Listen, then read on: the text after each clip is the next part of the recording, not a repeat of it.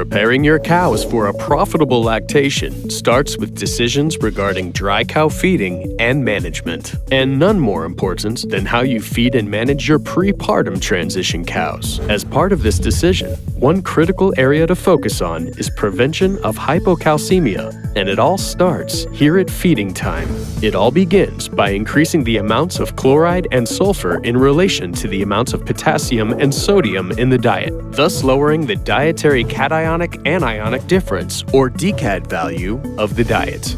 Consumption of this negative DCAD diet places the cow in a state of compensated metabolic acidosis. Compensated metabolic acidosis results in a slight reduction in blood pH, along with a significant reduction in urine pH. The slight reduction in blood pH results in greater sensitivity of tissues to the actions of parathyroid hormone, PTH. Two key organs involved in calcium regulation and responsive to PTH are bone and kidney. First, PTH has a direct effect on bone, stimulating the breakdown of bone, thereby increasing the release of stored calcium into the blood. Secondly, PTH has an indirect effect on increasing blood calcium by stimulating the kidneys to produce more of the active form of vitamin D. The active form of vitamin D stimulates gut tissues to absorb more dietary calcium. Calcium released from bone tissue and absorbed by the gut contributes to calcium flux, as entry into the readily available calcium pool.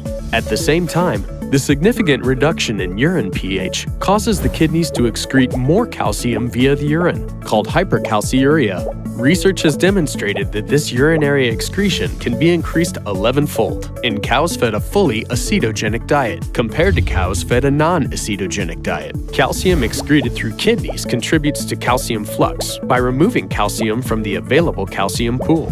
The large demand for calcium begins near calving, with a majority of the calcium needed for colostrum and milk synthesis. This increases the amount of calcium directed to the mammary gland via the bloodstream to meet the demands of milk synthesis.